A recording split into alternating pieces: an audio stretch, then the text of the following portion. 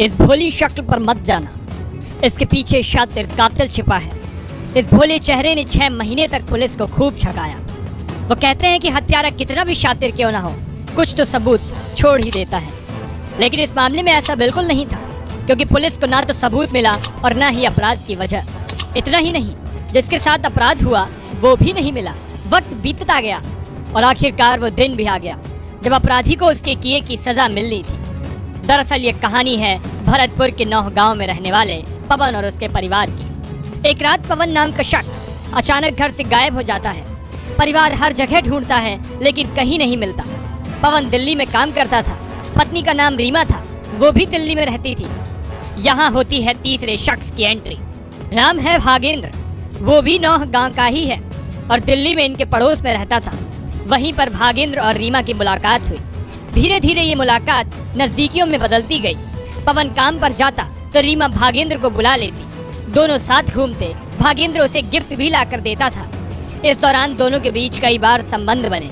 2021 में पवन ने दिल्ली का काम छोड़ दिया और रीमा के साथ वापस भरतपुर आ गया।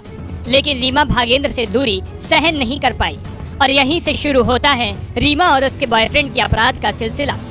भागेंद्र से मिलने के लिए रीमा ने साजिश रची, जिसके बारे में पति पवन ने कभी नहीं सोचा होगा।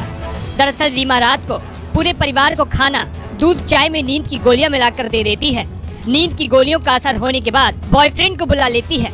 जिस कमरे में पति सो रहा होता है वहीं दोनों मिलते हैं। लेकिन एक दिन ऐसा भी हुआ जिसके बारे में रीमा और उसके बॉयफ्रेंड ने कभी सोचा भी नहीं होगा। दरअसल रोज की तरह आज भी रीमा ने पूरे परिवार के खाने में नींद की गोलियां मिला दी। गोलियों के असर के कारण परिवार के सभी लोग गहरी नींद सो रहे थे तो भागेंद्र मकान में घुसा और रीमा से संबंध बनाने लगा। इसी दौरान पवन की बेहोशी टूटी और उसने पत्नी को भागेंद्र के साथ आपत्तिजनक हालत में देख लिया। बस फिर क्या था, दोनों ने अपने अपराध को छुपाने के लिए पवन के ठिकाने लगाने के लिए तुरंत प्लान बना डाला। भागेंद्र ने अपने दोस्त दीप को भी बुला लिया और तीनों ने मिलकर पवन का गला दबाकर हत्या कर दी। वहीं पवन के शव को छुपाने के लिए भागेंद्र और रीमा ने पवन की लाश को चादर में लपेटकर रस्सी से बांध दिया। इसके बाद एक बोरी में लाश डाल दी। इसके बाद भागेंद्र और दीप बाइक पर शव रखकर उसे गांव से 2 किलोमीटर दूर सुनसान जंगल में नहर के पास ले गए।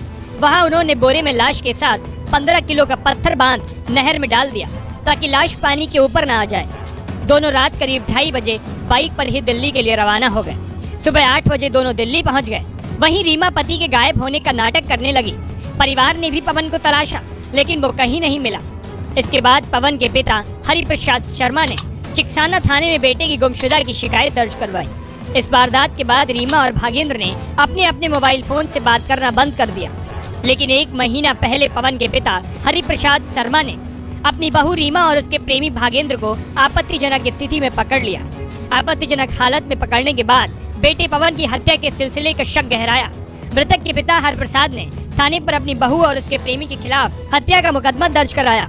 आरोपी भागेंद्र और उसकी प्रेमिका से पुलिस ने अलग अलग पूछताछ की तो उनकी बातों से पुलिस को शक हुआ। सख्ती से पूछताछ की तो दोनों ने अपना जुर्म भी कबूल कर लिया। पुलिस ने नहर में जब मृतक के शव की तलाश की तो अवशेष स्वरूप हड्डियां ही पुलिस को मिली। पवन की शर्ट पैंट के साथ पर्स और लेमिनेटेड कागजात भी पुलिस को मिले।